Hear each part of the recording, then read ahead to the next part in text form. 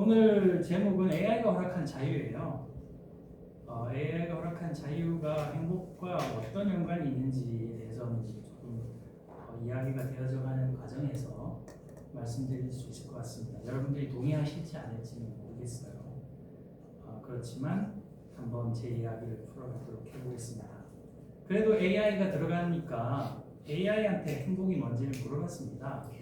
요즘 가장 핫한 주목받고 있는 AI 중에 하나인 클로드라는 AI한테 물어봤어요. 물어봤더니 이 AI는 장황하게 나왔습니다. 8가지를 이야기했는데 페이지 관계상 6가지만 일단 적어놨어요. 뭐라고 얘가 대답했냐면 만족스러운 관계, 이게 순위와는 중요도와는 관계없이 일단 나열한 겁니다. AI가. 그 다음에 의미 있는 일 또는 목적, 좋은 신체적, 정신적 건강, 재정적 안정, 감사와 긍정적 사고방식, 자율성과 통제력. 그래도 자유라는 글자가 비슷하게 들어가서 옳다구나하고 제가 업어봤습니다. AI는 이렇게 대답을 했네요. 이 AI가 감사라는 의미가 뭔지 진짜 이해를 했는지, AI는 이해하고 대답을 하는지, 이 문제는 또 굉장히 또 복잡한 문제이기 때문에 그냥 이런 대답을 내놨다는 이야기만 드리도록 하겠습니다. 일단 그러면 준비된 원고를 제가 차분히 읽어가도록 하겠습니다. 행복한 삶이란 무엇인가? AI에게 행복의 조건에 대해 물어봤습니다. 이런 대답을 했고, 사실 행복한 삶이란 무엇인가라는 질문은 어떤 의미에서 철학자들에게 그리 매력적인 질문이 아닙니다. 이 질문에 대한 답을 찾기 위해서는 먼저 행복에 대한 정의가 선행되어야 하는데, 이 문제 앞에서 난항을 겪을 것이라는 게 너무 뻔히 보이기 때문입니다. 혹자에게는 안 그럴 수 있습니다. 제 생각이 그렇다는 거고요. 그래서 오늘 강의에서는 행복이 무엇인지 규정하려는 시도는 안 하려고 합니다. 대신 자유의 문제에 대해 잠시 고민해보고자 합니다. 물론 제가 이렇게 말씀을 드리면 자유에 대해 논하는 데에는 자유에 대한 정의는 필요 없다는 말인가 라고 반문하실 수도 있습니다. 하지만 설령 자유가 무엇인지에 대한 합의에는 이르지 못하더라도 자유가 없는 상태보다 자유로운 상태가 더 행복하다는 것에는 비교적 많은 사람이 쉽게 동의할 수 있을 것 같기에 행복의 문제를 자유에서 시작하겠다는 것입니다. 물론 구속이나 속박당했을 때 소위 행복하다 생각하는 사람도 있을 수 있습니다. 저는 이런 분들의 취향을 존중합니다.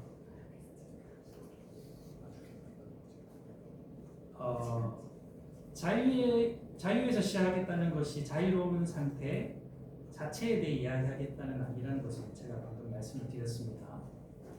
그것은 다시 행복이 무엇인지 규정하려고 할 때 맞닥뜨릴 수밖에 없는 그런 종류의 문제로 돌아가는 것이기 때문입니다. 그래서 자유 혹은 자유로운 상태 자체가 아니라, 그 다음에 이렇게 유명한 분들이 말씀한 자유의 정의에 관한 문제가 아니라, 자유롭다고 할 수 있는 한 어떤 구체적인 사례를 사례와 범위를 좁혀서 설명해 보려고 합니다. 오늘 강의의 제목, AI가 허락한 자유가 탄생한 배경입니다. AI라는 특정한 기술로 범위를 좁혀서 자유의 문제에 대해 함께 고민해 보면 어떨까 하는 그런 의도였습니다. 조금 더 구체적으로 말씀드리면 AI가 인간의 커뮤니케이션에 허락한 자유에 대해 범위를 또 확 좁혔습니다. 고민해 보고자 합니다. 자, 그럼 AI가 무엇인지에 대해 잠시 알아보도록 하겠습니다. 알아보기에 앞서서 지금 말하는 AI, 클로드라는 제가 보여드렸던 클로드라든지 아니면 유명한 챗GPT라든지 이런 거에 대해서 선생님 들어보셨나요? 챗GPT는 들어봤어요. 네, 어떤 건지 대충 알고는 계신가요? 잘 모릅니다. 혹시 관심은 있으신가요? 관심은 있죠. 네. 선생님은 어떠신가요? 클로드가 아니라고 써봤어요. 써보셨군요. 클로드가 대답한 부분을 못 보셨네요.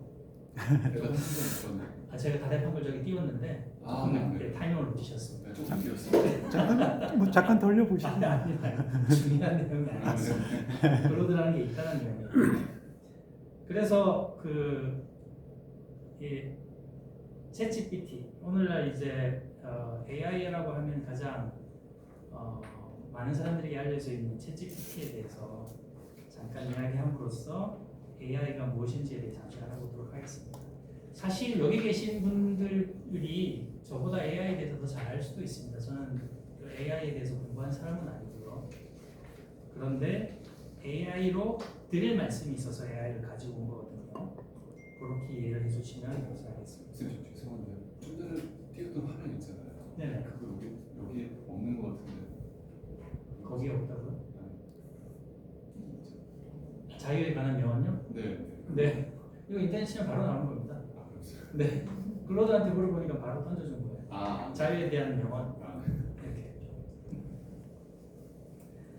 오늘날 AI의 대명사가 된 챗GPT라는 서비스가 있습니다. 이 챗GPT가 왜 AI의 대명사처럼 여겨지고 있는지 하면 인류 역사상 가장 빠른 속도로 사용자 수가 증가한 서비스이기 때문이라고 합니다. 여기 보면 여러분들이 혹시 사용하고 계신지는 모르겠습니다만은 여기 인스타그램도 있고 트위터도 있고 페이스북도 있는데 이 전부 다 이제 어느 정도까지 올라가서는 만만하게 사용자 수가 증가했어요. 근데 챗GPT는 거의 수직을 그리면서 사용자 수가 증가했습니다. 굉장히 인류가 이전에 경험해보지 못한 컴퓨터를 사용한 이후로 경험해보지 못한 그런 사건이었어요. 자, 저희 일이 얼마 동안 일어났냐면 공개된 지 불과 2달 만에 1억 명의 사용자들을 끌어모았다고 합니다. 그러니까 AI를 사용해도 되고 사용하지 않아도 되고 관심을 둬도 되고 관심을 안 둬도 되지만 인류사에 이런 중대한 사건인 것은 분명하기에 한 번쯤 관심을 가져보는 것도 나쁘지는 않은 것 같습니다. 동시대를 살아가는 사람으로서. 그러면 이렇게 단기간에 사용자 수가 이렇게 폭발적으로 증가한 것은 물론 뭐 두말할 것 없이 챗GPT의 성능이 이 사용자들의 기대를 충족했기 때문일 것입니다. 여기에는 뭐 이견이 없어 보여요. 그런데 단순히 성능이 우수하다고만 이렇게 됐을 것인가? 여기에 대해서는 조금 의문을 가질 필요가 있습니다. 왜냐하면 아무리 성능이 우수하더라도 접근성이 용이하지 않다든지 아니면은 사용하는 게 너무 뭐 어렵다든지 전문 지식이 필요한다든지 이러면 이러질 않았겠죠. 그러니까 성능이 우수하다는 데보다 더 주목해야 될 점이 접근이 용이하고 사용이 쉽다라는 것 같습니다. 그 용이성은 바로 챗GPT가 대화형 서비스라는 데 있습니다. GPT라는 이름 앞에 챗이 붙은 이유거든요. 그러니까 이 대화형이라는 게 어떤 말이냐고 하면 이전에 컴퓨터에 명령을 내릴 때는 소위 기계어라는 것을 사용해야만 했습니다. 뭐 C 언어라든지 C++, 파이썬이라든지 등등의 특별한 언어를 기계가 이용할 수 있는 언어를 공부를 하고 그 다음에 이 기계에게 명령을 내리고 실행을 할 수 있었어요. 그런데 이 기계어로 작업한 내용과 작업 순서를 또 이 컴퓨터가 이해할 수 있는 방식의 알고리즘이라고 해서 방식에 맞춰서 입력을 했어야만 이 기계가 이해를 하고 작동을 할 수 있었습니다. 그러니까 그 기계가 가지고 있는 성능을 다 발휘를 할 수가 있었죠. 그런데 이 AI 특히 챗GPT라는 챗GPT 종류의 이 AI 서비스들은 이러한 과정이 이제 생략이 되고 있는 거죠. 챗GPT는 우리가 평소에 사용하는 언어로 그러니까 기계어와 구분하여 자연어라고 부르죠. 이 평소에 사용하는 언어로 명령을 하면 됩니다. 이해를 돕기 위해서 동영상을 하나 보여드릴게요.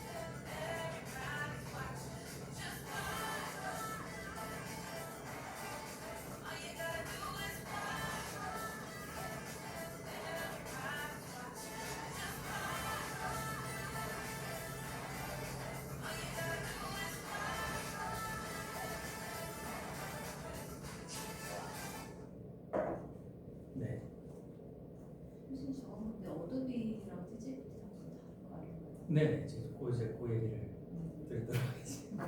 요거는 대화형까지도 가지 않은 단계예요. 그러니까 자연어를 쓰는 예 중에 하나인 겁니다. 그러니까 이런 기본으로 대화형까지 발전해 간 거예요. 그 얘기는 조금 더 이따가 하도록 할게요. 그런데 이제 이런 단순한 이미지 작업만 가능한 게 아니고 지금 이제 보셨던 거는 이제 어도비사가 포토샵이라는 프로그램에다가 이 AI 기능을 탑재를 하는 겁니다. 탑재를 해서 자연어를 통해서 포토샵 마우스로 열심히 작업해야 됐던 내용들을 간단히 몇 마디 문장으로 해결할 수 있게끔 만들어 놓은 것이죠. 그런데 이런 이미지 작업만 이미지 작업에서만 이게 가능한 게 아닙니다. 다음 동영상 하나 더 보여드릴 텐데 다음 동영상은 챗GPT를 서비스하고 있는 오픈AI에서 선보인 동영상 생성 AI 소라라고 하는 것으로 제작된 거예요. 이것도 나왔을 때 굉장히 많은 사람들에게 충격을 주는 영상이었습니다.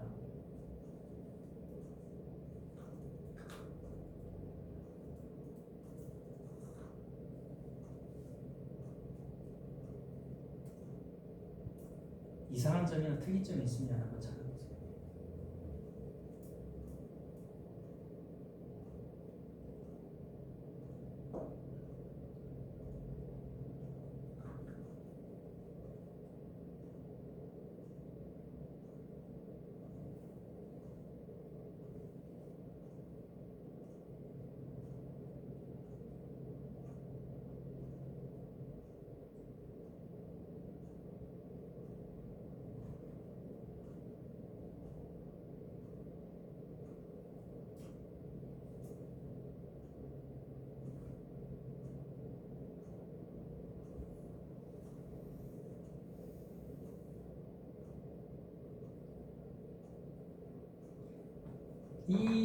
이 영상은 AI가 생성한 영상입니다. AI가 생성한 영상인데 어떻게 생성했냐면 이렇게 명령했더니 저 영상을 만들어냈어요.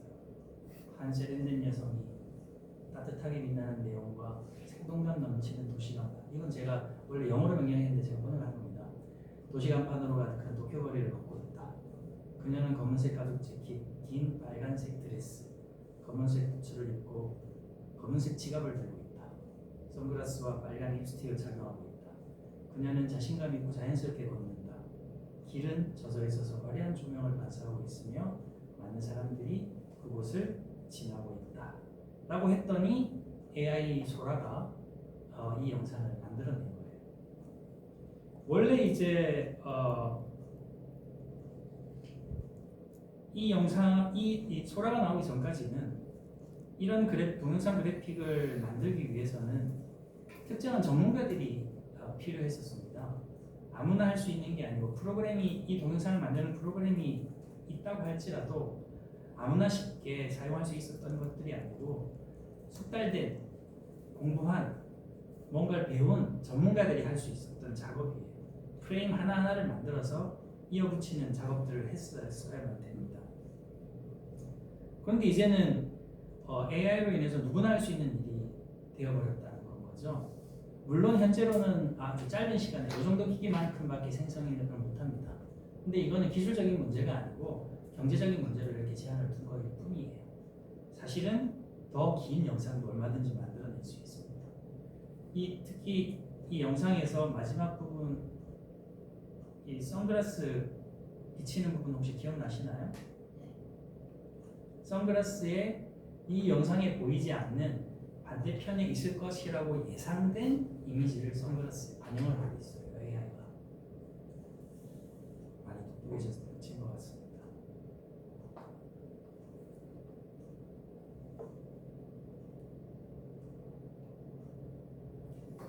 자, 그러면은 선생님 질문하셨던 것처럼 이거는 이제 대화형이 아니라고 하는데 대화형은 이제 여기서 출발을 하는 거거든요. 대화형이라는 것은 사실은 이제 단기 기억을 가지고 있다는 거거든요. 최소한의 어떤 단기 기억이 뭐냐고 하면 이 맥락 속에서 이 AI가 이해를 한다는 거죠. 예를 들어서 어제 내가 어디에 가서 뭘 먹었었는데 그 집은 뭐가 맛있었어.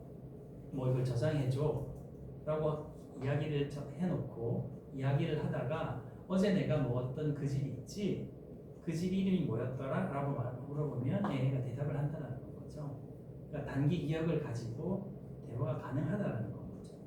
그리고 이것도 지금 하나만 보여드렸지만 이렇게 해서 이 영상이 나오면 그 다음에 이 부분은 이렇게 고쳐줘 라고 하면 그 부분에 수정이 들어갈 수도 있습니다. 일종의 대화라고 할 수가 있죠. 대화를 통해서. 그러니까 그 마블 시리즈에 나오는 그 뭐죠?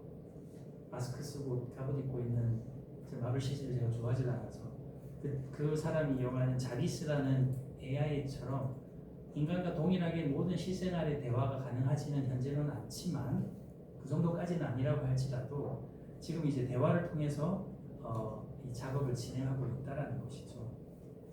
그런데 이제 제가 말씀드리고 싶은 거는 뭐 놀랍다, 너무 신기하다, 뭐 이런 것도 있지만 이 부분에서 끝나는 게 아니라 18세기에 이런 놀라운 현상이 18세기에 한번 있었어요. 그 이전에 또 뭐 있었을 수 있지만 가장 가까운 시기에 18세기 전기기관의 발명이 전기기관이 발명된 사건이었죠.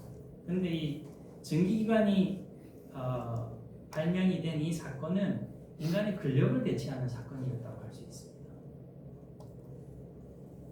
근데 이 AI가 이 대화형의 AI가 등장한 이 놀라운 능력을 가진 AI 등장은 기계가 이제 인간의 지력을 대체할 수 있음을 짐작해 할 수 있는 사건인 거죠.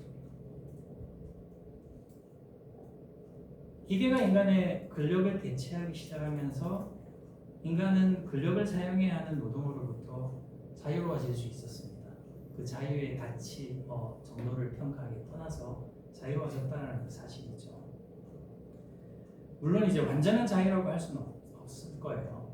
그렇지만 전기기관 발명 이전과 비교할 때는 획기적으로 인간의 근력이 자유로워졌다는 것은 부인할 수 없을 것 같습니다. 마찬가지로 AI로 인해서 기계가 인간의 지력을 대체하게 될 때 우리가 그에 상응하는 만큼 자유로워질 수 있을 것이라고 생각이 됩니다. 만약에 이제 그것을 표면적으로만 놓고 본다면 그게 사실이라고 한다면 이제 우리 인간은 필요 이상의 근력을 사용할 일에서도 그 다음에 머리를 써야 될 일에 대해서도 이제 자유로워질 수가 있는 거죠. 그리고 이제 곧장 행복의 나라로 들어가면 되는 거라고 말할 수 있을까요? 자유랑 편리는 좀 다른 의미인 것 같아요. 맞습니다. 그러니까 자유와 편리는 다르다고 할 수 있지만 편리한 상황이 자유에 굉장히 중요한 역할을 하진 않을까요?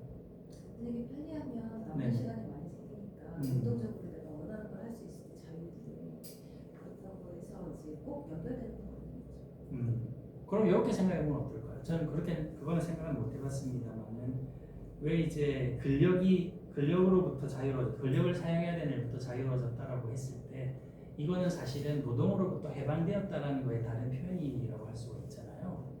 그러니까 해방된 상태, 노동을 해야 되는 강제적 상태, 근력을 사용해야 되는 강제적 상태로부터 해방되었으니까 자유로워졌다고 볼 수 있겠죠.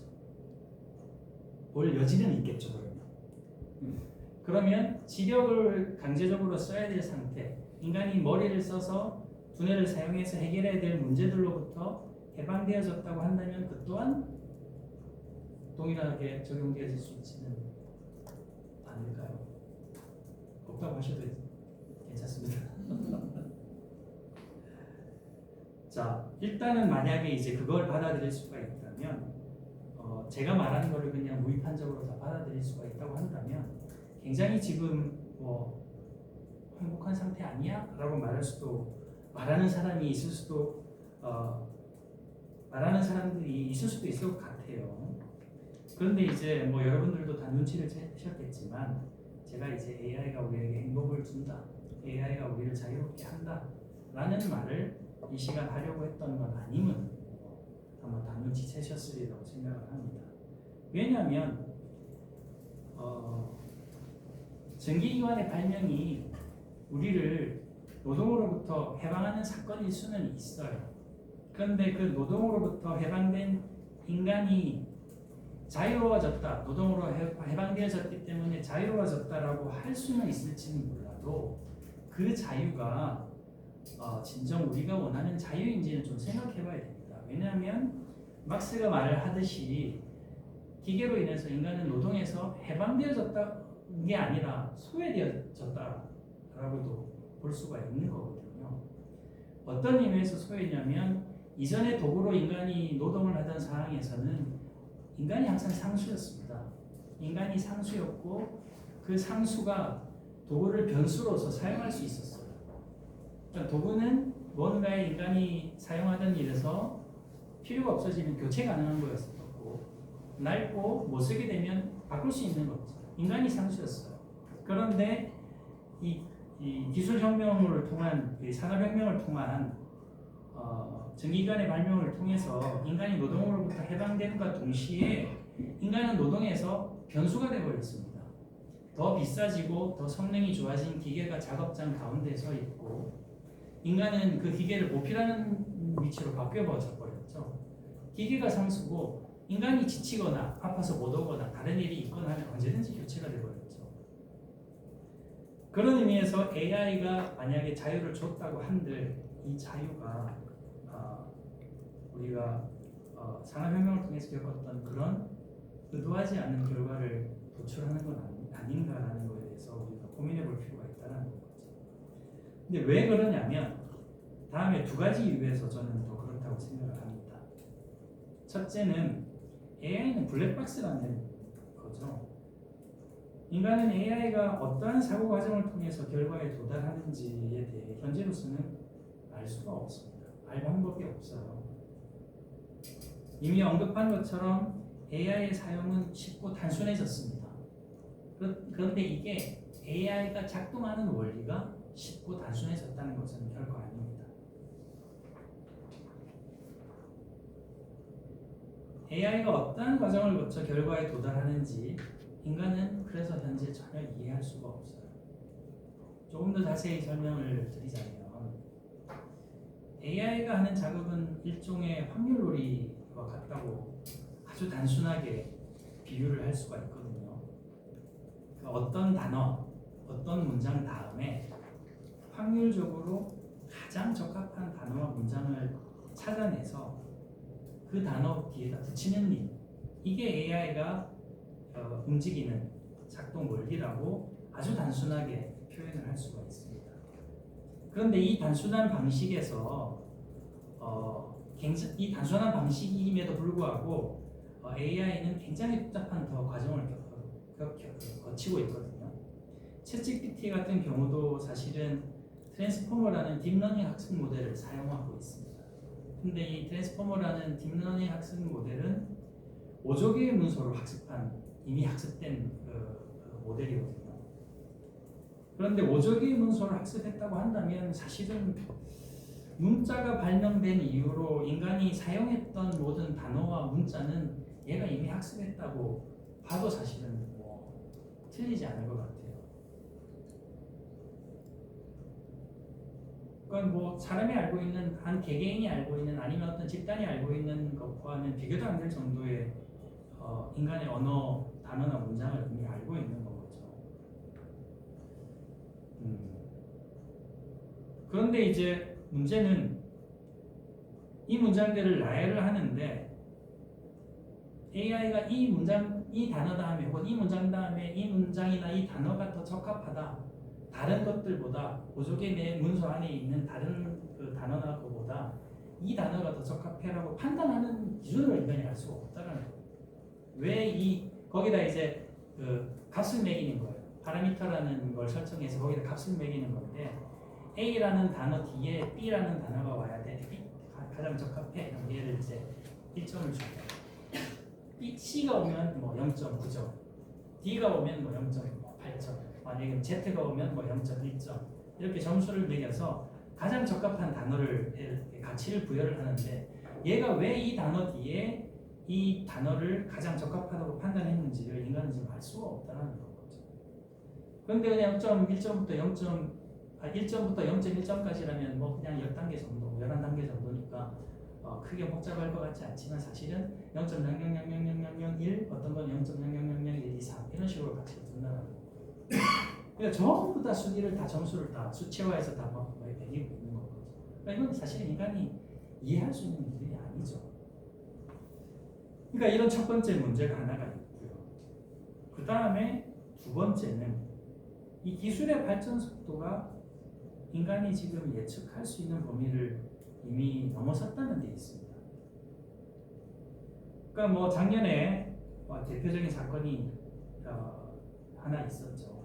이 발전 속도가 얼마나 이제 위협적으로 현장에서 느꼈냐면은 2023년 3월이었나 그랬을 거예요.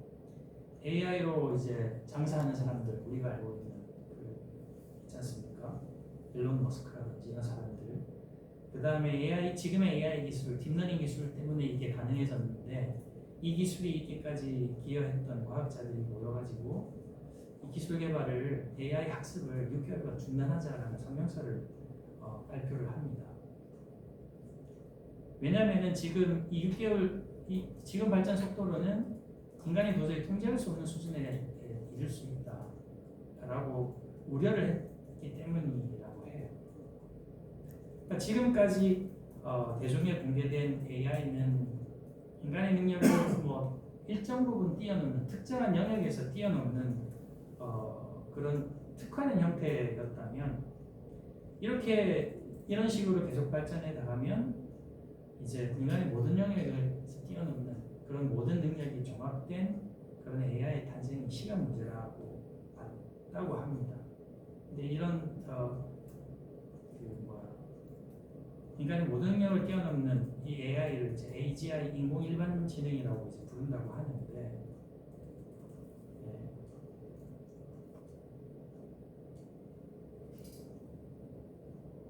뭐 이렇게 기사도 그때 한참 나왔었죠.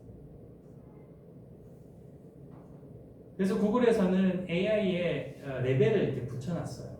어디에 가면 어느 순간부터 이제 인간의 능력이 완전히 넘어가는 수준이 될 것이냐, 이제 그런 걸 구분하기 위해서 이런 표까지 만들어서 체크를 하고 있다고 합니다. 그러니까 AI가 결국 이런 식으로 발전을 해가면 AGI로 진화할 것이라는 것을 과학자들이 예측하지 못한 것은 아니었다고 해요. 아니었다고 하는데, 근데 불과 몇 년 전만 해도 이런 그 인간이 상상할 수 없는 이런 AGI로의 진행이 당장 일어나지 않을 것이라고 생각을 했다고 합니다. 적어도 한 30년 이상은 더 남았지 않나 이렇게 추측을 했대요. 불과 몇 년 전에만 하더라도. 그런데 오늘날 현재 더 이상 AI의 시련이 30년이라는 이야기를 하는 사람은 없다고 합니다. 곧 이제 일어날 일로 받아들이고 있다고 해요.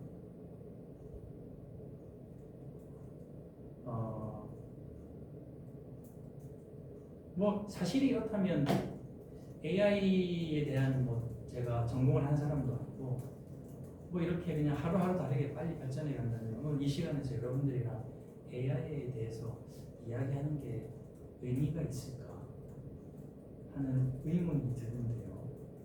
그래서 저는 이제 AI 대신 다른 우리가 좀 익숙하고 잘 알고 있는 대상을 하나 선택을 해서 그걸 통해서 AI를 한번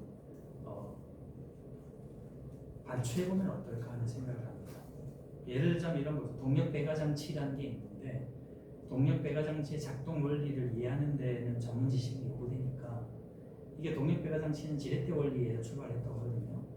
지렛대의 원리에 대해서 우리가 고민을 해보면서 동력배가장치가 어떻게 돼 있는 건지를 한번 고민해보자. 뭐 이런 의미입니다. 제가 모두에 AI를 설명을 하다 보니 거의 지금 시간을 절반을 이상을 뭐 가깝게 쓴 것 같은데요.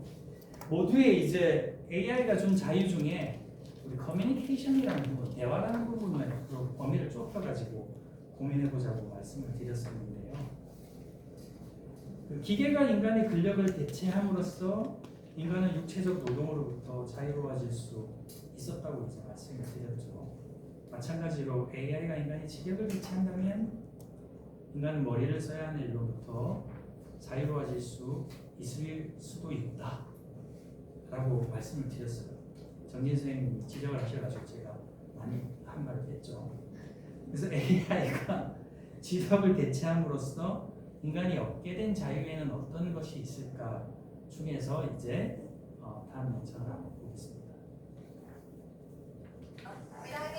뭐 여러분 뭐 TV에서 많이 보셨던 영상이고요.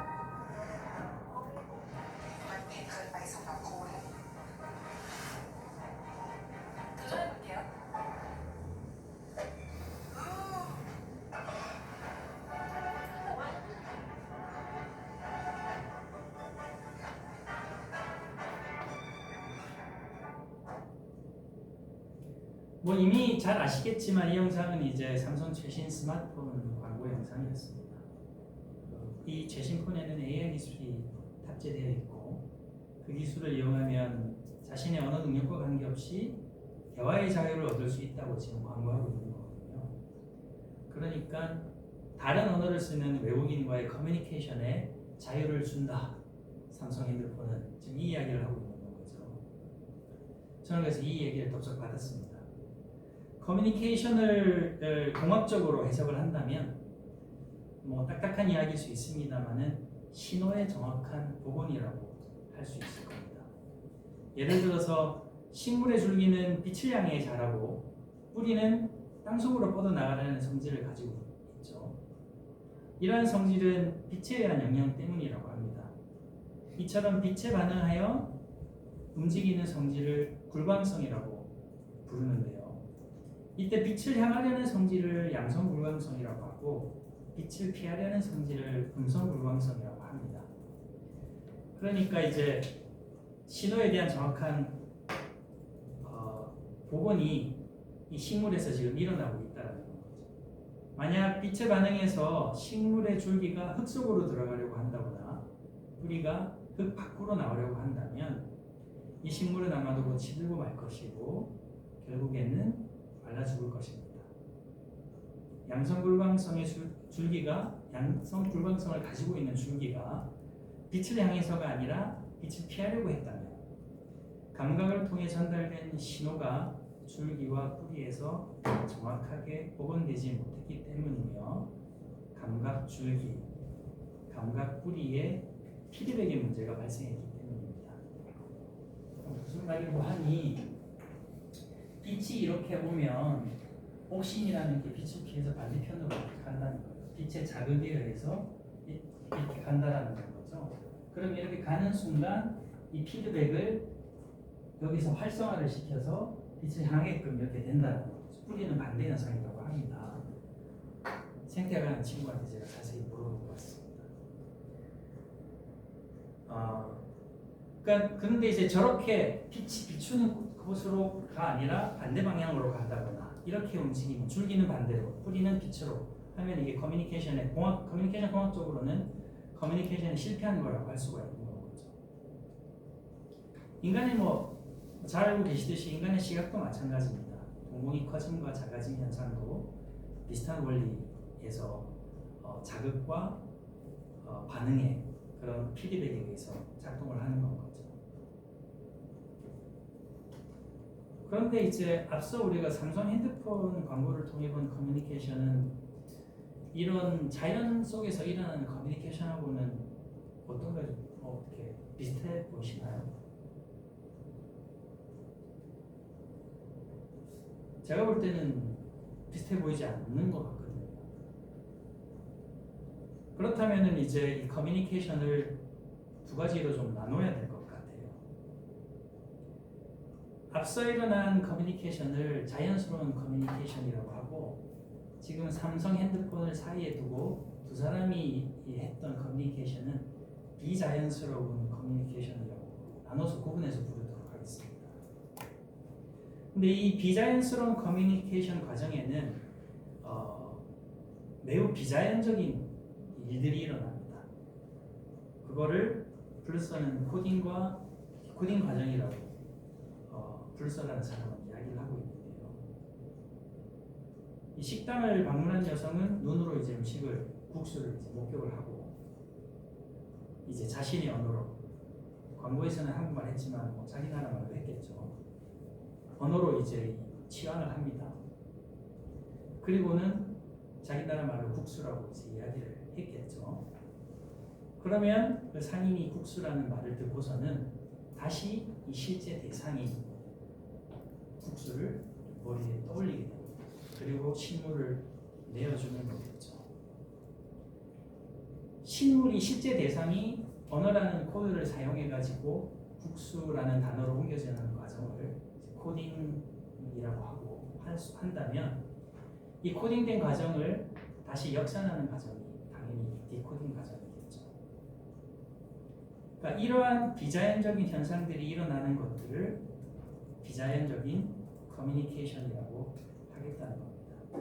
그리고 오늘 AI가 허락한 자유에 대해서 이야기할 때 다뤄질 커뮤니케이션은 이 비자연적인 커뮤니케이션을 이라는 것을 미리 말씀을 드리겠습니다. 그래서 지금 우리가 다루게 될 커뮤니케이션은 꿀을 발견했을 때 몸짓, 개인기가 뭔가 그 먹이를 발견했을 때 몸짓 이런 것과는 전혀 다른 자연스러운 유전자 안에 포함되어 있는 그 정보들이 발현되어지는 커뮤니케이션이 아니라 이러한 비자연적인 과정을 통해서 이루어지는 커뮤니케이션이라는 것을 말씀을 드리겠습니다.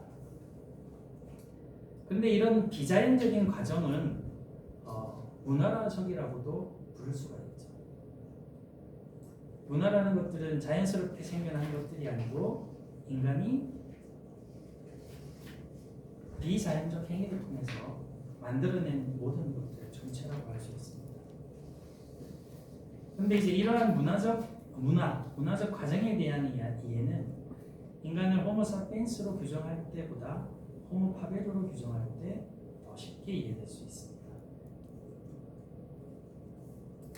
제가 사실 이거 하면서 후회를 좀 많이 했어요. 오늘 강의를 하면서가 아니라 이 주제로 이제 글을 쓰면서 책을 쓴다고 이제 하면서 왜냐면은 뭐 생태학부터 문학, 뭐 인류학까지 지금 다 나와가지고 이걸 어떻게 제가 수습을 할 수 있을지 잘 모르겠습니다.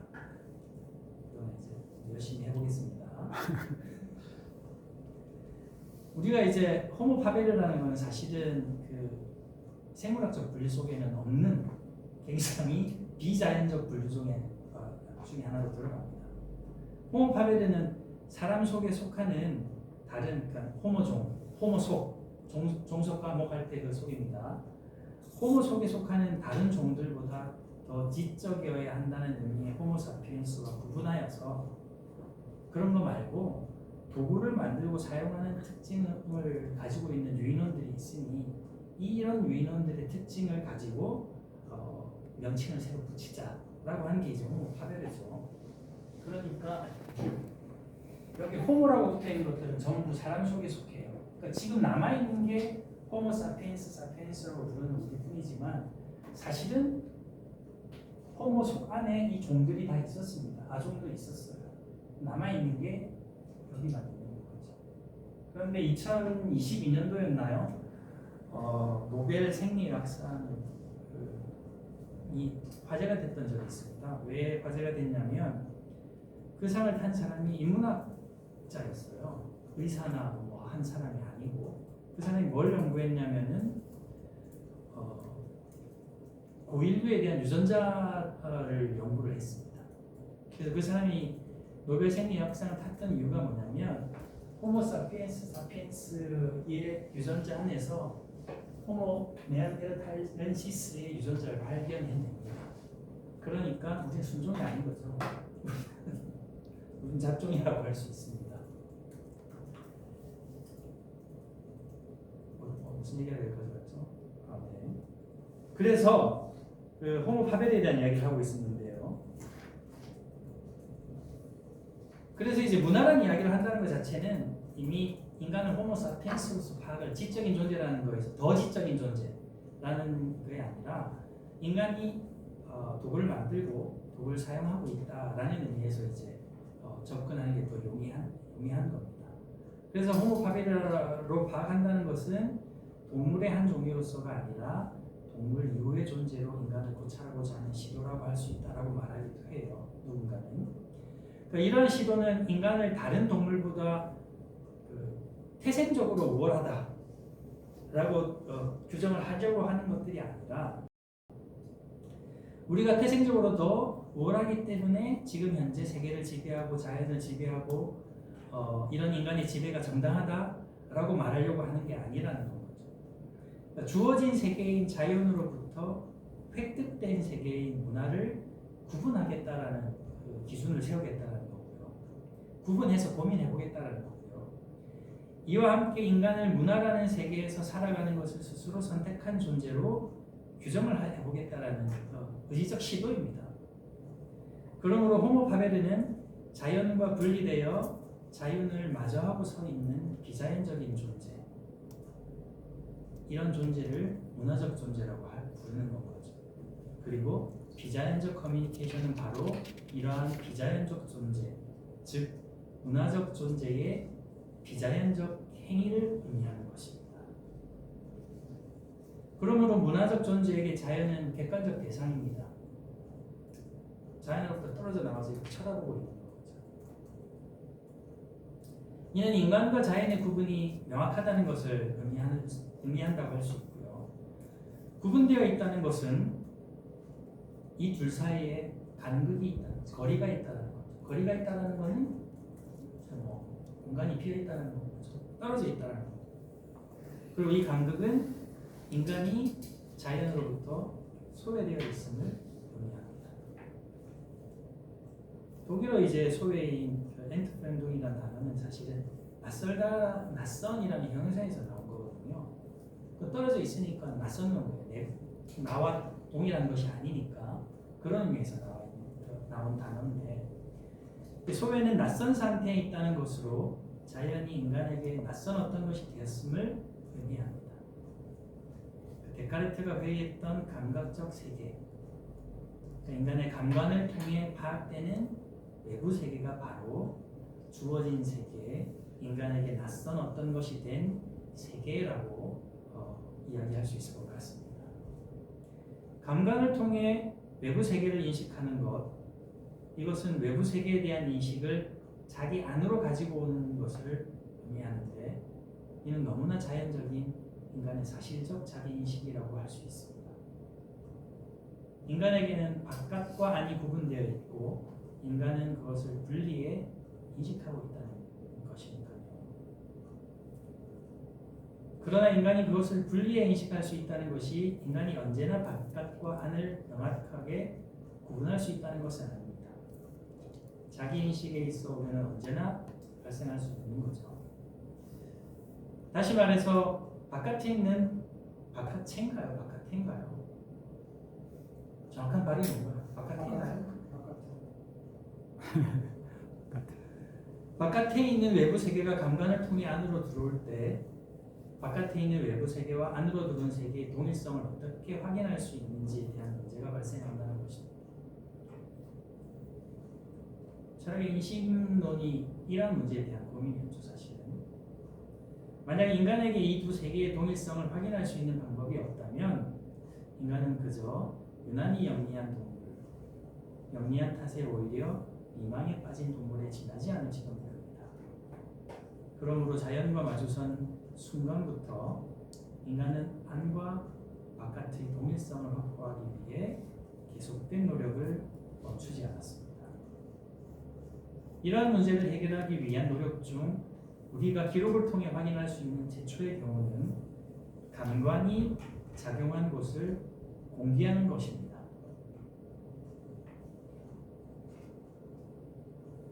지금 굉장히 논란이 될 수 있는 이야기를 이제부터 시작할 겁니다. 이때까지 해왔는지는 모르겠지만 제가 인식하기엔 지금부터 논란이 될 수 있는 이야기를 하도록 하겠습니다.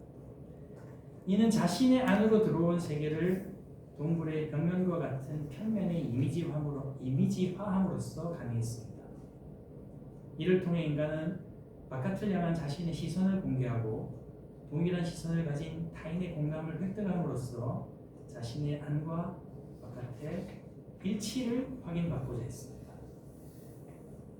일치를 확인하려는 이러한 행위와 그 과정이 바로 이 강의에서 다루고자 하는 비자연적인 커뮤니케이션입니다. 동굴의 벽 위에 이미지로 모사된 안으로 들어온 세계는 당연히 바깥에 있는 세계를 가리키고 있습니다. 그러나 안으로 들어온 세계가 동굴의 벽 위에 이미지화될 때 4차원 시공간 속 외부 세계는 2차원 평면으로 축소될 수밖에 없습니다. 지금 이 그린 소들은 사실은 4차원 시공간 속에 존재하는 것들이지만 이 벽면이 옮겨지는 순간은 2차원이 될 수밖에 없는 거거든요. 4차원 시공간 속 사태가 2차원 평면 위에서 장면이 되는 수밖에 없습니다. 어쩔 수가 없어요. 이는 눈에 보이지는 않지만 외부 세계가 마치 창의 틀과 같은 고정된 프레임으로 규정된 것과 같습니다. 이렇게. 그러므로 동굴 벽 위의 이미지는 창을 통해 본 것 혹은 볼 수 있는 것에 모사며 이러한 의미에서 2차원 평면의 이미지는 일종의 창이라고 부를 수도 있을 것 같습니다. 동일한 맥락에서 비자연적 커뮤니케이션은 창이라는 지각 형식을 선택한 인간이 이 형식을 통해 보는 것 혹은 볼 수 있는 것을 확인하는 과정이라고도 할 수 있습니다. 마치 외부 세계와 내부 세계 사이를 가로막고 있는 두꺼운 벽에 적당한 크기의 구멍을 내어서 인간이 저 세계로 드나들 수 있는 나와 낯설어진 내가 아닌 저 세계로 드나들 수 있는 또 하나의 작은 공간을 만들고 그것을 통해 그 세계와의 낯선 관계를 회복하고자 한 것이라고 볼 수 있는 것이죠. 지각을 통한 도구로서 창을 통해 인식된 것, 이는 모두 정보라고 부를 수 있습니다. 이렇게 획득된 정보는 비자연적 커뮤니케이션을 통해 타인에게 전달되어 저장되고 타인의 피드백을 통해 합성되며 또 다른 사람에게 전파됩니다.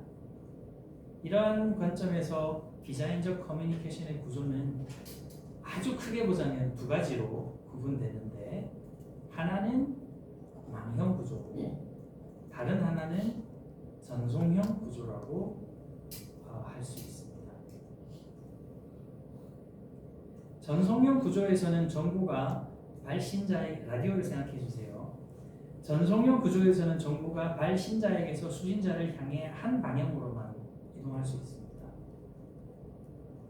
물론 엽서 보낼 수 있고 전화 볼 수 있고 요즘 문자도 보낼 수 있으니까 완전히 무조건적으로 한 방향이라고 말하지는 않겠지만 전반적으로 그렇다는 것입니다. 그러나 망형 구조에서는 모든 사람이 발신자가 될 수 있고 또한 수신자도 될 수 있어 정보는 양방향으로 자유롭게 이동할 수 있습니다. 정보가 양방향으로 이동할 수 있다는 것은 정보의 수신자가 발신자에게 그 정보에 대해 피드백할 수 있음을 의미하며 정보는 이러한 피드백을 통해 합성됩니다. 새로운 정보가 생성된다는 것이죠.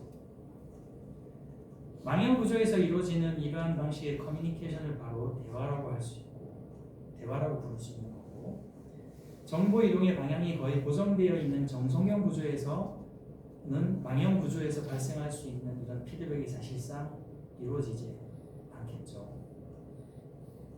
그러나 정송형 구조에서 정보는 망형 구조와 비교할 때 더 많은 사람에게 더 빨리 분배된다는 장점을 가지고 있습니다. 이러한 방식의 커뮤니케이션을 담론이라고 할 수 있습니다. 대화와 담론의 병증법적 과정에서 인간은 정보를 생성을 하고 또 저장을 하고 전파할 수 있는 것이라고 이야기할 수 있겠습니다.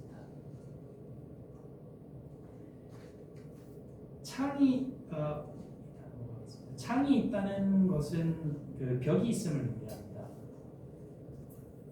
창은 언제나 벽을 전제하고 있죠. 벽은 창이 아니지만 창이 가진 틀의 연장으로서 창이 창일 수 있게 해줍니다.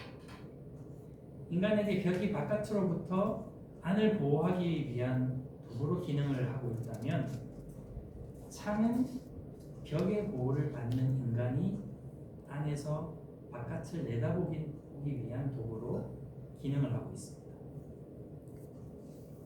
인간은 창이라는 도구를 이용해서 안에서 바깥을 조망함으로써 바깥을 파악하고 바깥을 향해 나갑니다. 그리고 다시 벽으로 둘러싸인 안으로 돌아오죠.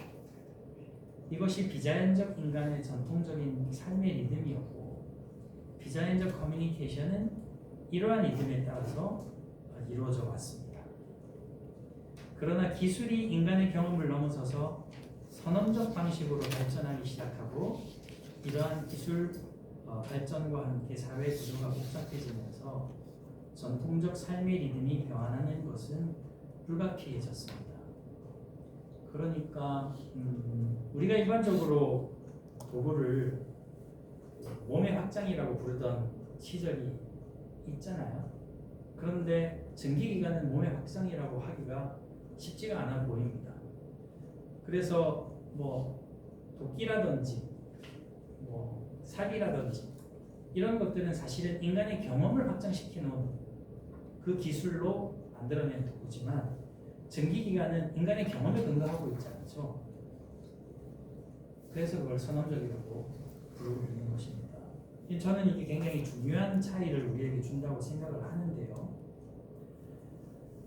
그래서 이렇게 선언적 방식으로 발전하기 시작하고 그러면서 과학기술이 엄청난 속도로 발전하기 시작하면서 인간의 삶의 구조도 굉장히 복잡해질 수밖에 없었죠.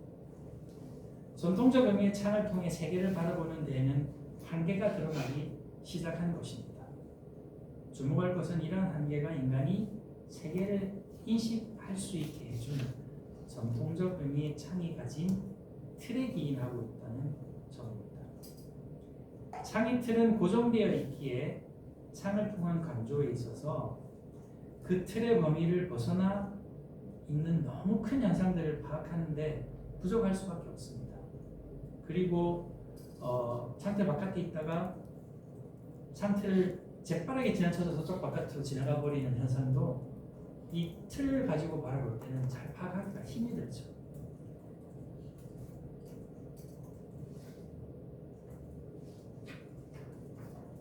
이런 거랑 마찬가지라고 제가 이제 이미지로 잘 표현해보고 싶었지만 제가 표현할 수 있는 한계였던 것 같아요. 그러니까 전통적 의미의 창은 구조적인 결함을 가지고 있다는 것이 드러나버리는 거죠. 창을 벗어나는 너무 큰 현상은 파악할 수 없다라는 결핍은 이 전자에 해당하는 결핍은 현상적 결핍이라고 아마 부를 수 있을 것 같고요. 너무 빨리 지나가거나 너무 작아서 창틀을 통해서는 바라볼 수 없는 이런 문제는 아마 범주적 결핍이라고 이름 붙여볼 수 있을 것 같습니다. 이런 결핍을 극복하기 위해 인간은 어떻게 했느냐? 그러면 창이라는 지각 형식은 이제 우리에게 이 바뀐 시대에는 알맞지 않은 것 같으니 얘를 버리고 다른 지각 형식을 가지자라고 한 게 아니고 전통적 의미의 창이 가지고 있는 이 한계나 결핍을 기술로 극복하는 방식을 선택을 한 것 같습니다. 이 부분에 대해서는 굉장히 동의를 안 하는 분들이 많을 수 있는데요. 그 대표적인 예가 기술로 그 결핍을 보완한 새로운 창의 예가 저는 텔레비전이라고 말을 하고 싶습니다. 물론 제가 한 건 아닙니다. 제가 이야기한 건 아닙니다. 제가 가져온 겁니다. 그리고 이제 지렛대가 나오게 되는 건데요. 오늘 이 강의에서 AI가 허락한 자유에 대해 이야기해볼 지렛대이기도 합니다. 자, 그러면 어떤 의미에서 텔레비전이 여전히 창이지만 전통적 의미의 창이 가진 결핍이 기술로 극복된 새로운 창인지에 대해서 조금 이야기해 보도록 하겠습니다.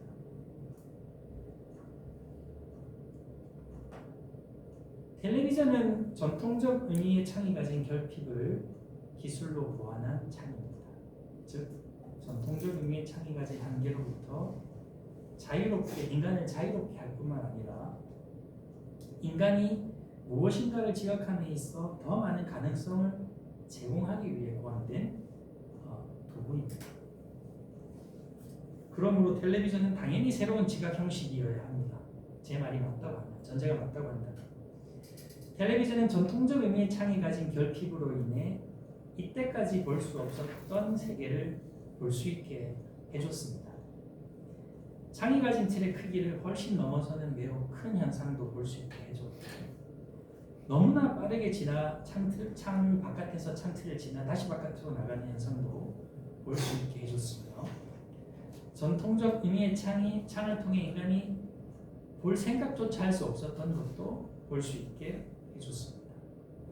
대표적인 게 개념으로만 존재하는 현상들 이런 것들 있잖아요.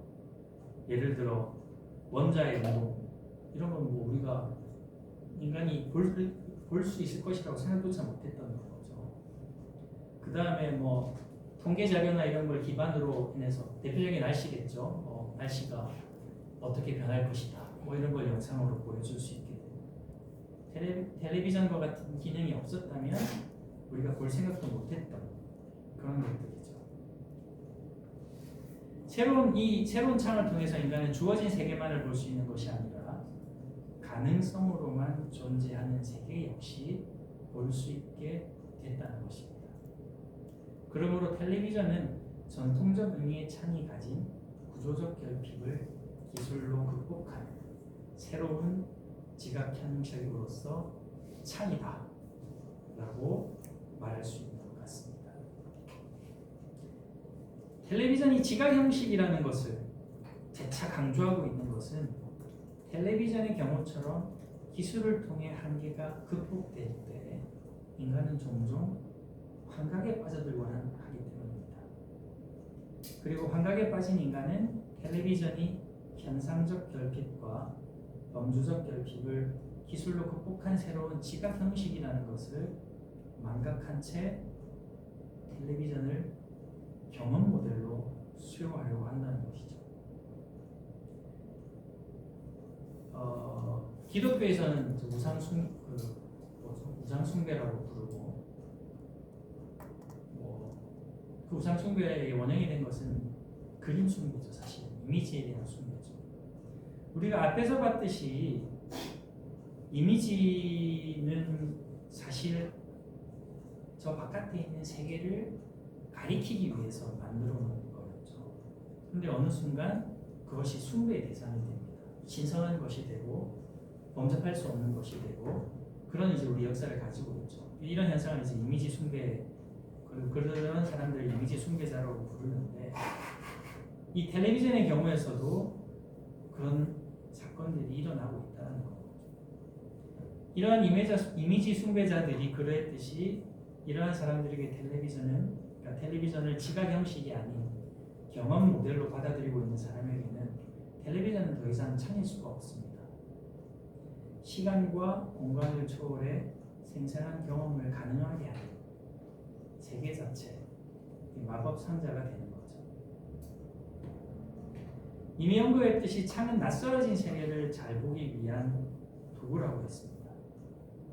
그렇게 함으로써 세계와의 관계를 회복하고자 하는 것이고, 그러므로 창은 세계에 관여하기 위한 하나의 조건에 불과한 것이죠. 세계를 어떻게 보여줄 것인지에 대한 의도가 창에는 있을 수가 없습니다. 인간이 세계를 보기 위해서 만들어 놓은 도구에 지나지 않으니까요. 도구가 의지를 가진다는 건 생각해 볼 수가 없죠. 그러므로 창은 세계에 관여하기 위한 텔레비전의 경우도 다르지 않습니다. 텔레비전은 세계를 보기 위한 하나의 도구에 불과하죠. 그러나 텔레비전이라는 창은 전통적 창과 결정적인 차이점을 하나 가지고 있습니다. 앞서도 이미 언급했지만 전통적 창을 만들어낸 기술은 경험적 기술이지만 텔레비전을 만들어낸 기술은 선험적 기술이라는 점입니다. 그래서 프로그래밍 될 수 있다는 것이죠. 프로그래밍 될 수 있다는 말은 사실은 해석의 여지가 조금 필요하지만 일단은 오늘 주제와 맞지 않기 때문에 그냥 넘어가도록 하겠습니다. 둘 다 인간이 만들어낸 도구에 불과하지만 이러한 기술의 차이는 미묘한 차이를 만들어낼 수 있습니다. 그것은 바로 세계를 바라보는 과정에 타인의 의도가 개입될 여지가 있느냐 없느냐 하는 차이를 만들어낼 수가 있죠. 물론 텔레비전을 하나의 새로운 창으로 도구로 인식하는 사람에게 이러한 차이는 극복될 수 있는 정도의 차이일 수 있습니다. 창을 통해 세계를 바라보고 나갈 곳을 정한 인간이 자신이 정한 그곳으로 나가기 위한 그리고 결국에는 다시 돌아오기 위한 문을 만들었듯이 텔레비전을 도구로 인식하는 사람은 텔레비전을 세계 자체로 받아들이지 않고 텔레비전을 통해 바라본 세계로 나가고자 할 것이며 세계로 나가는 문을 추구하고자 할 것입니다. 텔레비전을 통해 바라본 세계에 대한 능동적 수용자가 되는 것이죠. 그러나 기술의 환각에 빠져 텔레비전을 경험 모델로 수용하는 사람에게는 이러한 문이 필요치 않을 것입니다. 문을 통해 밖으로 나가서 경험해야 했던 것을 이미 텔레비전을 통해서 경험했다고 생각하기 때문이죠. 세계를 경험하기 위한 그림이 원래의 의미가 망각된 채 숭배의 대상이 되었던 그림 숭배가 그러했듯이 도구적 성격이 배제된 텔레비전은 자연스럽게 지각 형식이라는 맥락에서 분리되어 일종의 자발적이고 자기결정적인 숭배 대상으로 격상되는 경향을 보일 수 있습니다. 그렇게 된 이 그림은 더 이상 원래 이제 이 라스코 동굴에 있는 그 그림을 보면 특정 부위에 이렇게 파인 홈이 많다고 해요. 왜냐하면 사냥을 나가기 전에 사냥을 연습하기 위한 그 도구였다고 합니다. 그러니까 이러한 상황일 때 저렇게 생긴 물소에 어디로 창을 던져라. 그런데 어느 순간 물소를 숭배하는 종족이 있을 수 만들어졌겠죠. 그리고서는 물소가 우리를 지킨다고 생각하게 되는 순간 이 그림은 사냥을 연습하는 게 세계에 간섭하는 거죠. 더 이상 세계에 간섭하기 위한 세계와 낯설음을 극복하기 위한 도구가 아닌 세계 자체가 되어버립니다. 숭배의 대상이 되어버립니다. 텔레비전도 그럴 수 있다는 겁니다. 여러분 텔레비전 오늘 제가 왜 얘기하고 있죠? 왜 얘기하고 있나요? 지렛대입니다. 지렛대. 텔레비전이 지렛대라는 걸 잊지 말아주십시오. 게다가 텔레비전은 이미 언급한 바와 같이 타인, 즉 텔레비전 기술을 지배하고 있는 사람의 의도가 반영될 여지가 너무너무 많습니다. 이들은 텔레비전을 창으로 인식하는 능동적 수용자들을 원하지 않을 수 있어요. 대표적인 게 광고주들이겠죠.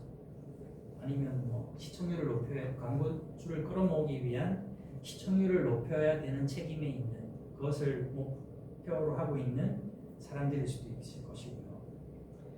사람들이 텔레비전을 경험 모델로 숭배 대상으로 수용하기를 원할 수 있습니다. 또 하나 윤석열 정권일 수도 있고요. 자, 이제 지렛대에 대해 어느 정도 아직도 본론에 안 들어갔네요. 제가 끝날 때가 됐는데 자, 이제 지렛대에 대해 어느 정도 알아본 것 같으니 다시 AI로 돌아가겠습니다. 우리는 현재 AI를 통해 놀라운 경험을 하고 있습니다. 그걸 딥마인드에 바둑두는 AI, 한때 막 화제가 됐었던 알파고가 이세돌과의 대결에서 압승을 거둘 때 사람들은 경악을 금치 못했습니다. 물론 전문가들은 다 예상하고 있었다고 하더라고요. 나중에 이야기를 들어보니 전문가들은 오히려 이세돌이 1승을 했다는데 이제 더 놀랐다고요. 이세돌이 한 번이라도 이겼다는 거에 대해서. 근데 그때 당시 사람들이 경악을 금치 못했던 이유가 그 이전 체스 게임에서 AI가 인간에게 승리한 선례가 있긴 있었지만 체스의 경우는 가로 세로 각 8칸이잖아요. 8칸으로 이루어진 게임판 위에서 이루어지는 경기로 경우의 수가 10의 40승, 많이 봐도 10의 45승 정도라고 합니다. 그런데 아시다시피 바둑의 경우는 세로 각각 11칸이에요. 그래서 그 경우의 수를 따지면 10의 170승이나 된다고 합니다. 근데 10의 170승이 어느 정도의 숫자냐고 하면 우주에 있는 원자의 숫자보다 많은 숫자라고 하더라고요. 이런 많은 숫자가 있는데 그러니까 바둑은 대개 이세돌 같은 프로는 7수, 최소 7수를 더 내다보고 바둑을 둔다고 그러지 않습니까? 지금 두는 수에 7수의 가능성을 두고 둔다고 하는데 이 정도의 많은 경우의 수가 있기 때문에 AI가 이기지 못할 거라고 많은 사람들이 생각을 했는데 이 많은 경우의 수를 가지고 있음에도 불구하고 AI가 이겨버린 것을 경험을 했던 것이죠. 이러한 경험은 점차 AI에 대한 신뢰를 높이는 결과로 이어지고 있다고 할 수 있습니다. 앞서 우리가 삼성 핸드폰 광고에서 봤듯이 대화에 AI가 강요하는 거가 우리는 자유를 위해 점차 우리의 지력을 AI로 대체한다라고 하는 것이라고 제가 주장을 지금 막 하고 있는 거잖아요. 그래서 그 결과 우리는 종국에 AI를 통해서만 세계를 경험하게 되면 어떡하나 하는 걱정을 아울러 지금 하고 있는 겁니다. 왜냐? TV를 봤더니 TV의 선례를 봤더니 그런 경우들이 일어나더라. TV에 대한 반성을 하고서 TV를 제대로 수용하는 사람들도 물론 있긴 했죠. AI가 세계를 바라보는 새로운 창이라고 제가 지금 여러분들한테 주장을 한다면 이거는 너무 지나친 주장일까요? 근력의 치력마저 다른 것으로 대체된 인간을 빌렌 플루서는 수행인이라고 부르고 있습니다. 빌렌 플루서가 이런 근력과 치력을 다 내어줬다라고 표현한 적은 없지만 수행인이라는 단어를 썼는데 저는 이 수행인이 근력과 치력을 다 내어준 사람에게 해당할 거라고 제가 지금 해석을 하고 있는 겁니다. 수행인은 기술의 발달로 제공된 편의성으로 인해 노동으로부터 해방된 존재입니다. 그들은 더 이상 근대적 의미의 노동에 종속되어 있지는 않습니다. 노동으로부터 해방된 자유로운, 적어도 근대적 의미의 노동으로부터 해방된 자유로운 존재라고 할 수 있는 것이죠.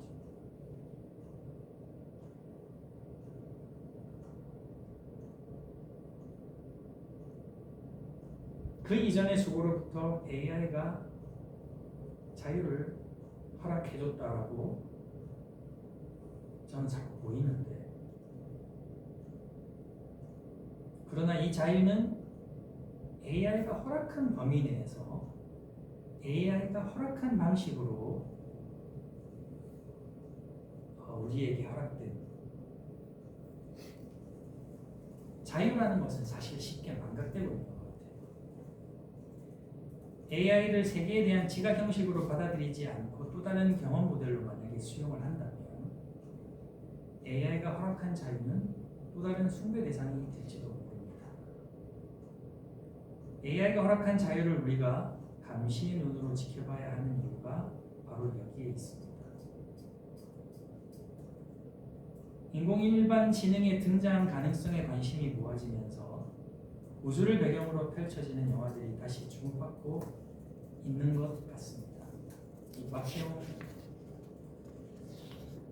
씨가 이런 이야기, 박혜웅 의사는 이런 이야기를 하더라고요. 일명 이제 좋아하시는 분들이 계신지 모르겠지만 저는 사실은 이런 장르를 별로 좋아하지 않습니다. 스타워즈는 듀닝 다 본 적이 없어요. 터미네이터도 본 적은 있지만 시리즈를 다 보지는 않았습니다. 유일하게 매트릭스는 너무 재밌게 봤고요. 제 취향은 사실은 대체로 아니긴 한데 일명 이제 스페이스 오페라 우주 활극이라고 불리는 그 장르의 영화 소설들이죠. 그러나 터미네이터나 매트릭스 같은 영화, 이죠. 그런데 이런 장르의 영화, 소설 등이 다루고 있는 시대적 배경이 혹시 어땠는지 기억이 나시나요?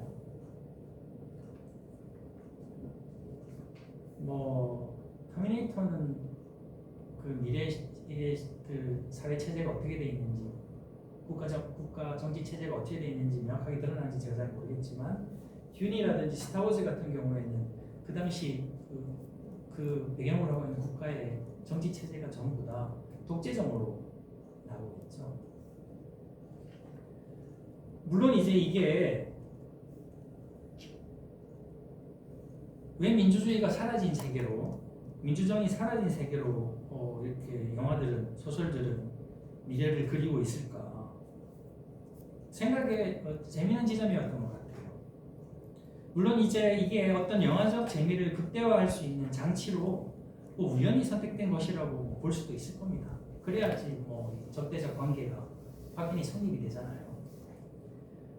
그렇지만 현재 상황을 고려해 본다면 어떤 의미에서는 매우 설득력이 있는 상성이었다고 평가될 수도 있을 것 같아요.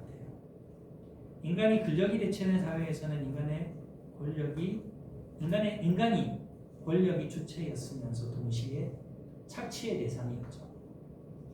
근데 만약에 인간의 지력이 대체된 사회가 실현된다면 이때는 인간이 아닌 정보가 권력의 주체이면서 동시에 착취의 대상이 될 것이라고 보여집니다. 4차 산업혁명을 이야기하면서 장밋빛 미래로 그려지곤 했던 정치판에서나 아니면 일부 언론에서나 정보가 중심이 된 사회, 정보사회는 사실은 사람에게 주권이 있는 사회인 데모크라시가 아니죠. 정보의 주권이 있는 사회인 인포크라시라고 할 수 있습니다. 그리고 이 정보는 5조 개의 문서로 학습되고, 그리고 학습한 모든 것은 영원히 기억할 수 있는 AI와, 그리고 그 AI를 그렇게 작동하도록 프로그래밍한 사람들에게 집중될 수밖에 없고, 그리고 독점될 수밖에 없기 때문입니다.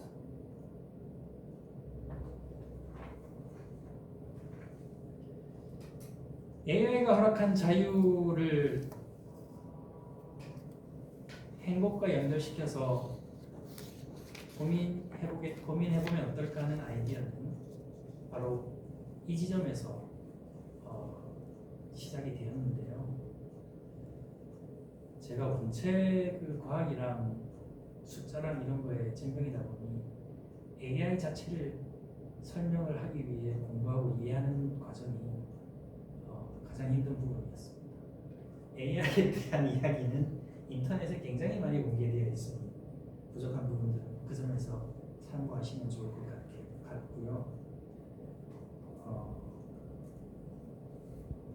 정보가 중심이 되어 있는 사회로 진행되어져 가고 있는 것은 기정사실인 것 같고, 이 시점에서 우리가 어디에 감시의 시선을 둬야 될지에 대해서 한번 고민해보고자 오늘 강의를 준비를 해봤습니다. 이상입니다.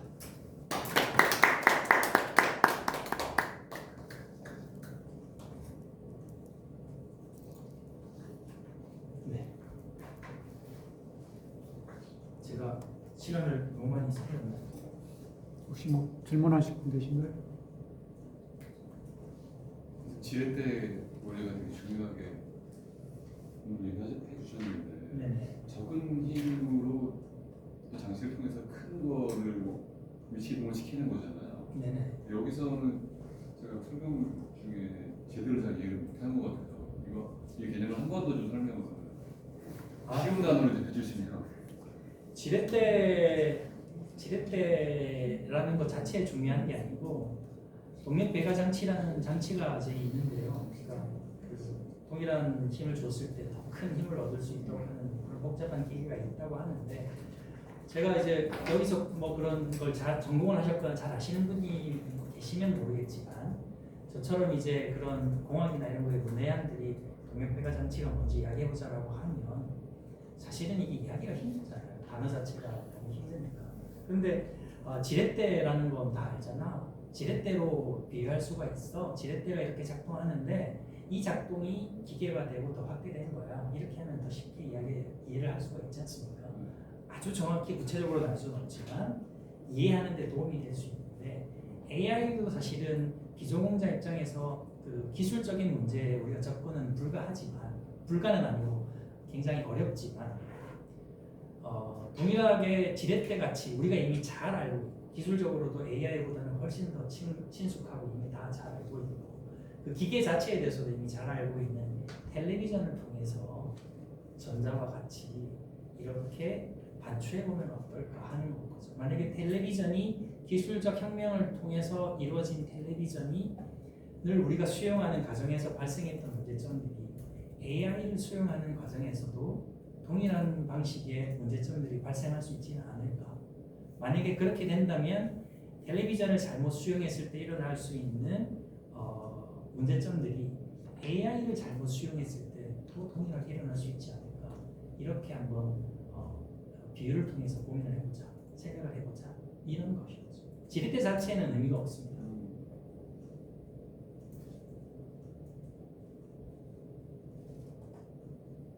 텔레비전에 실체를 사실을 왜곡할 수 있고 조작하는 한 부분이 있다는 그 포인트가 AI에도 적용이 될 수 있다 이런 느낌. 그렇죠. 그러니까 조작을 한다는 것이 문제가 아니고 AI도 마찬가지로 선언적 기술이 적용된 기술이잖아요. 그러다 보니 프로그래밍 되어질 수가 있죠. 정확한 예라고 할 수 있을지는 잘 모르겠지만 그 지난 정권에서 네이버 그 신문 그 매열하는 문제, 그 다음에 뭐 이런 걸로 이제 왜 그 알고리즘을 내놔라, 그 너희들 조작하는 거 아니냐라고 했을 때 네이버에서는 이거는 AI로 적용됐고 우리는 전혀 관여하지 않고 있다. 그러니까 공정하게 지금 이 기사가 공개되어지고 있다. 그리고 알고리즘은 우리 영업 비밀이기 때문에 공개하지 못한다. 이렇게 얘기를 하고 있잖아요. 근데 사실은 알고리즘을 어떻게 짰느냐, 이 설정을 할 때 어떻게 짰느냐에 따라서 어떻게 검색이 되고 어떻게 노출이 되고 하는 거는 조작 가능하거든요. 그 여지가 AI에도 당연히 있죠.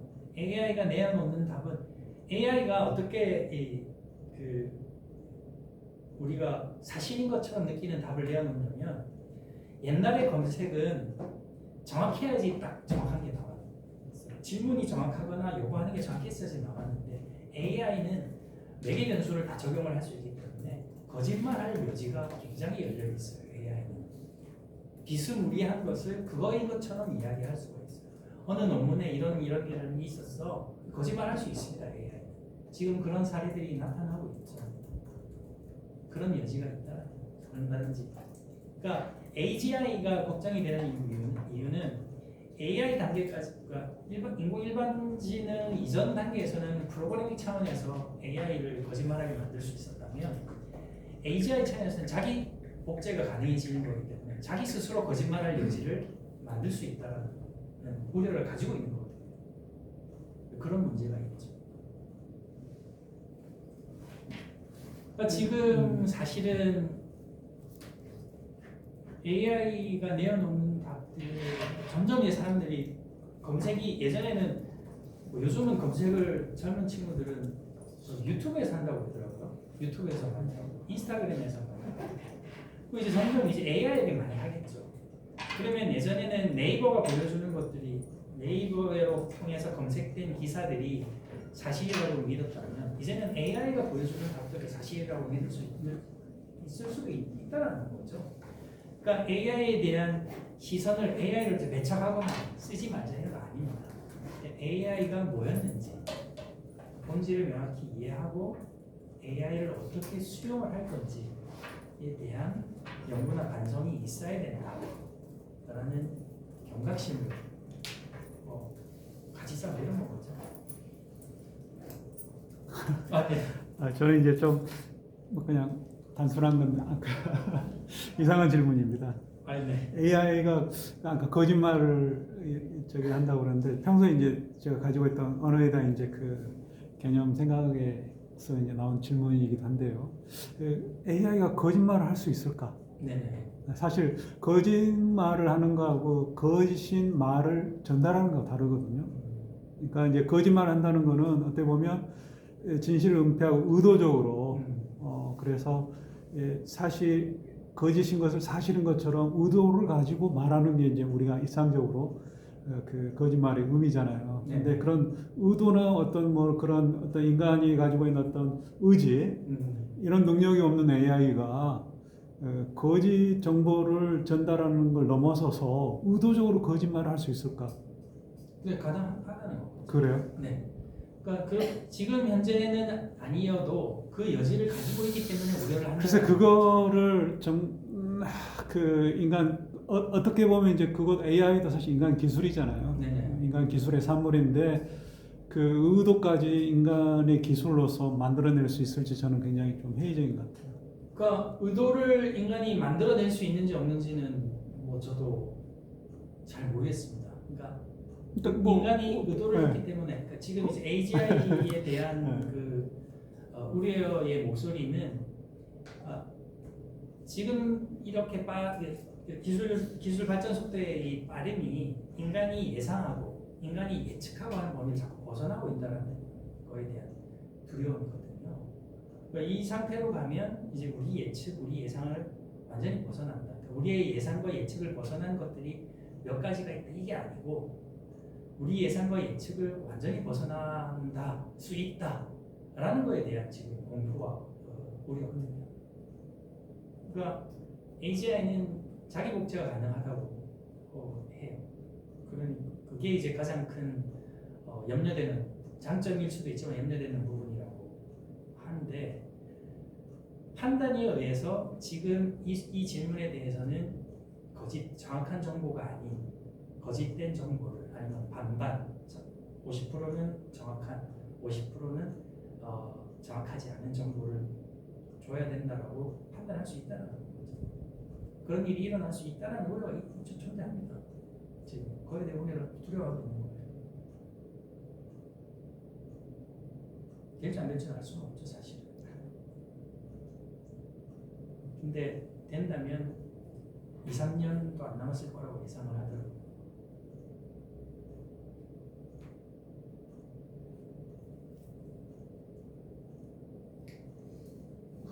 저는 이런 기술이 주는 위험도에 대해서 잘 몰라서 그런지 이런 챗GPT나 이런 거짓말한다는 거 이런 거는 많이 이제 알려져 있고 써본 사람들은 다 경험상으로도 이제 느껴지긴 하는데 저는 이거에 그 실체적인 얘기는 안 하고 이런 얘기들이 더 많이 나오는 게 오히려 이걸 광고와 홍보의 목적으로 막 사용한다는 느낌이 많이 들고 기술이라는 거 자체를 항상 어떤 지금은 굉장히 무한히 열려 있는 것처럼 얘기하지만 그냥 저의 개인적인 의견인데 이것도 항상 모든 것이 한계가 있다고 생각이 되고 계속 끊임없이 사람들이 사유하는 방식하고는 저는 좀 다른 방식이라고 생각하거든요. AI와 ChatGPT 이런 부분인데 그래서 우려하고 있는 사람은 좋지만 저는 이것도 뭔가 이용하고 있다는 생각이 들어요. 그 기업들이 이렇게 막 공포를 조장하고 이것 그동안 계속 18세기부터 이루어진 어떤 기술혁명이나 이런 것들도 초반에는 많은 문제가 있었지만 결국 사람들이 많이 고민한 끝에 그래도 적어도 좋은 방향 좋지 않은 방향 여러 말 가려고 갔다고 생각하는데 그래서 저는 조금 더 의심스럽게 생각이 들고요. 지금 자유라고 하는 이 AI가 허락한 자유라고 하니까 누가 죽이기 전도된 듯한 그런 느낌이 드는데 저는 어쨌든 행복이라고 하는 것에 있어서 정말 인식한다는 것이 가장 포인트라고 생각하는 입장에서 글쎄 이렇게 침해될까 라는 의구심이 있어서 선생님께 다시 한번 그 행복에 대한 의견을 더 여쭤보고 싶어요. 행복에 대한 얘기 안 하려고 자유 얘기. 저 잘 모르겠어요. 뭐가 행복인지. 행복에 대한 이야기는 그러니까 행복에 대한 그 이야기를 관해서 강의를 해야 된다라고 생각을 할 때 제가 옛날에 진짜 학부 다닐 때 끄적였던 메모가 생각이 나더라고요. 왜 그 생각이 났는지 잘 모르겠는데 뭐 이런 거였습니다. 부끄러워 사실은 어디 말하고 다니면 안 되지만 물어보셨으니까 뭐 이런 거였던 것 같아요. 정확히 어디는 기억이 나지 않습니다만 그때 아마 술 먹고 제가 이제 끄적였던 글 같은데 뭐 이런 거죠. 희망은 없다. 희망은 이루어지지 않았을 때만 존재하니까. 희망은 이루어지는 순간 더 이상 희망이 아니지 않냐. 뭐 이런 내용이었던 것 같아요. 그러니까 행복도 말씀하셨듯이 사람이 느끼는 거라고 하셨으니까요. 사람이 전부 동일하지 않고 상황이 다 다르고 한데 행복이 행복하다 아니다 할 수 있는 게 있는지 전 사실 잘 모르겠어요.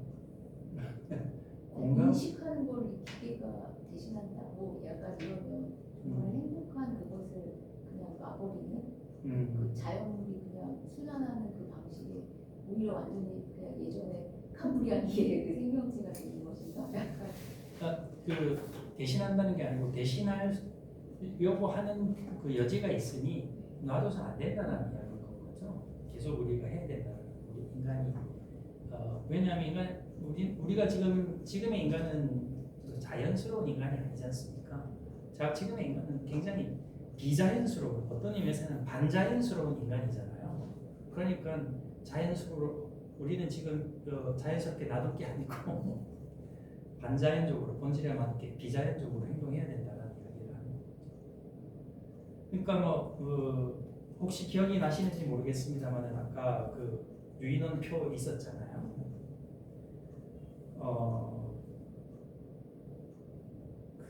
인간이 지금 이제 모든 건 인간이 주체가 돼서 지금 하고 있는 겁니다. 우리가 이야기하고 있는 것도 대상이죠. 주체로 하는. 그런데 자연스럽게 제가 이제 우리가 지금 비자연스러운 존재라고 이야기하는 이유는 우리가 자연스러운 존재였다면 호모사피엔스라는 거는 자연스럽게 살아남고 자연스럽게 이 세계를 호모사피엔스가 살아남은 이유는 나머지들을 다 죽였기 때문이라고 하더라고요. 인류학자들은 다른 인종들, 그러니까 호모 속 안에 남아 있었던 다른 종들을 다 죽여버렸기 때문이라고 해요. 정벌했기 때문이라고. 근데 지금은 뭐 그런 속성이 안 남아 있는 건 아니지만 그 속성과 반대되는 행위를 우리는 하고도 있지 않습니까?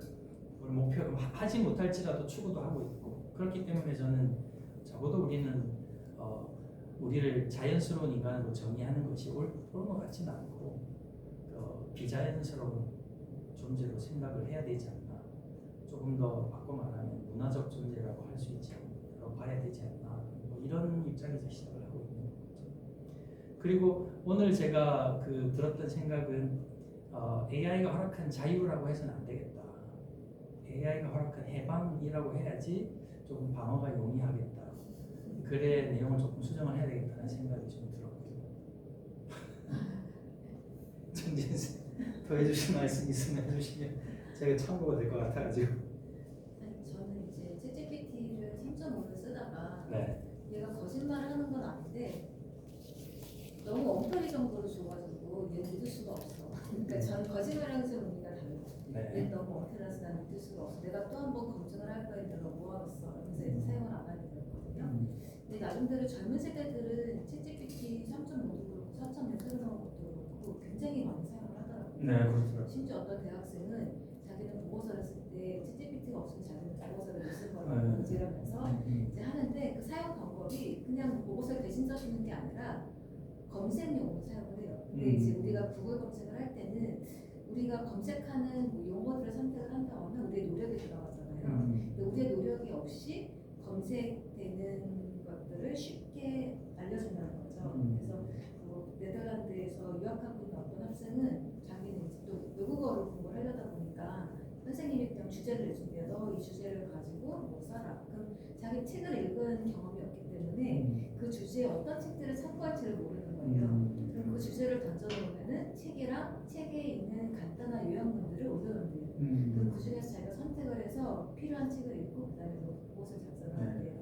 이제 이런 식으로 어쨌거나 인간의 그 능동적인 그 활용력 이게 여전히 필요하거든요. 챗GPT 사용한다고 했을 때 선생님이 우려하는 과연 그 AI가 과연 인간을 뛰어넘는 지능을 가질 것인가. 그리고 실제 현실에서 그렇게 사용하지 않는데 왜 그런 우려까지 이제 하는지 그건 약간 오히려 그런 SF는 80년대 컴퓨터가 처음 등장했을 때 그런 SF의 마인드인 것 같아가지고 왜 그게 아직까지 지배하고 있지? 지금처럼 이렇게 컴퓨터나 이제 이런 4차 산업혁명의 결과물들을 사람들이 많이 활용하고 있는 현실에서도 왜 여전히 80년대의 그 두려운 마인드를 가지고 있을까 그런 생각이 좀 들더라고요. 만약에 그렇게 전달됐다면 이거 조금 제가 굉장히 잘못 설명을 드린 것 같아요. AI가 지배하는 세상을 두려워하는 게 아니고요. 저는 이제 오늘 말씀을 드리고자 했던 요지는 잘못 전달되어진 것 잘못 설명한 것 같지만 제가 설명이 부족했던 것 같지만 그러니까 블루스 철학의 맥락에서 사실은 이게 해석되어진 건데요. 이런 겁니다. 그러니까 커뮤니케이션의 주된 그 코드가 이미지일 때와 문자가 발명되어지고 난 다음에 커뮤니케이션의 주된 코드로 활용되는 게 이미지가 아닌 문자가 된 다음에 인간의 사유 방식이 떴다라고 볼 수가 있는 거거든요. 왜냐하면 대표적인 게 이미지로 우리가 커뮤니케이션을 중요한 코드로 이미지를 사용하던 당시에는 세계를 장면으로 이해를 했겠죠. 그리고 장면으로 전달을 하려고 했을 거예요. 그리고 그 장면이라는 것은 문자로 사유하던 시대보다는 시간적 순서에 덜 영향을 받겠죠. 왜냐하면 장면이니까 꼭 그 장면이 반드시 시간적 순서에 특별한 경우에는 그랬을 수도 있지만 꼭 반드시 이 시간적 순서에 대해서 장면이 나열되어져야 되고 그렇게 되지 않으면 의미가 완전히 잘못 전달되어지고 이러진 않았을 거지만 문자라는 코드를 커뮤니케이션의 주된 코드로 사용하는 커뮤니케이션에서는 시간에 따른 이 코드의 나열이 굉장히 중요하잖아요. 그게 이제 역사성이 문자와 함께 등장하게 됐다라고 보는 이유도 그런 거죠. 그러면 AI를 통한 물론 이제 굉장히 비약적이긴 하네요. 마찬가지로 AI를 통한 커뮤니케이션이 등장하게 된다면 이런 변화를 겪게 될 것은 뭐 우려해 볼 수 있는 여지가 있지 않나라는 의미였고 이런 변화를 뭐 완전히 막는다거나 부정하거나 부인할 수는 없지만 이러한 과정에서 이러한 사태가 일어났다는 것에 대한 이해를 우리가 가지고 봐야 되지 않나 뭐 이런 거고요. 저도 사실은 AI가 뭐 인류를 멸망시킬 수 있다거나 AI가 인간을 지배할 거라거나 그렇게까지는 저도 생각하지는 않습니다. 사실 저도 이제 기술로 받아들이고 있습니다. 오히려 저의 그 염려는 이제 네트워크 때문에 생겨나는 안 좋은 결과물을 생각을 하는데 이제 사람들이 바깥에 나가서 굳이 커뮤니케이션 하지 않아도 이 안에서 커뮤니케이션이 가능하고 자기 집 안에서 또 심지어는 이제 AI가 그 마음 읽기 어떤 데이터의 결과물로 인해서 마음 읽기를 통해서 서로 대화를 하잖아요. 뭐 우리 집에 지니도 그런 거고 내 지니가 발달하게 되면은 심지어 내 상담도 해줄 수 있을 거란 말이죠. 도대체 자유가 뭐야? 나는 왜 자유가 없지? 막 이렇게 얘기해서 대답을 하고 이제 그랬을 때 그 사회적인 문제가 아니라 한 개인에서 점점 더 현실적인 사람들과의 컨택이나 현실적인 사회에서 좀 고립되어서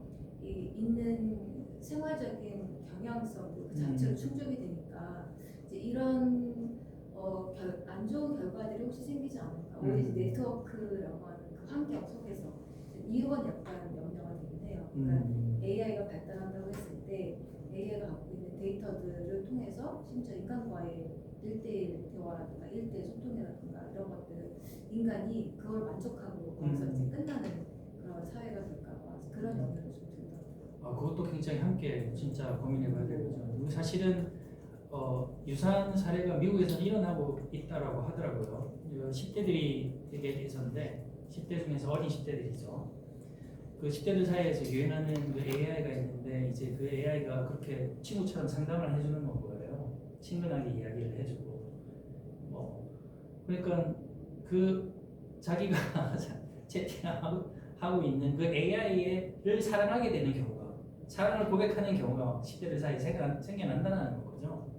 그 마찬가지인 것 같아요. 인간과 이제 그 하는 것보다 AI와 대화하는 게 더 편해지는 순간이 있을 수도 그런 사람이 생길 수도 있겠죠. 모든 사람이 이기꼬머리가 되는 건 아니지만 이기꼬머리 현상이 생겨날 수 있듯이 좀 굉장히 공감하는 부분입니다.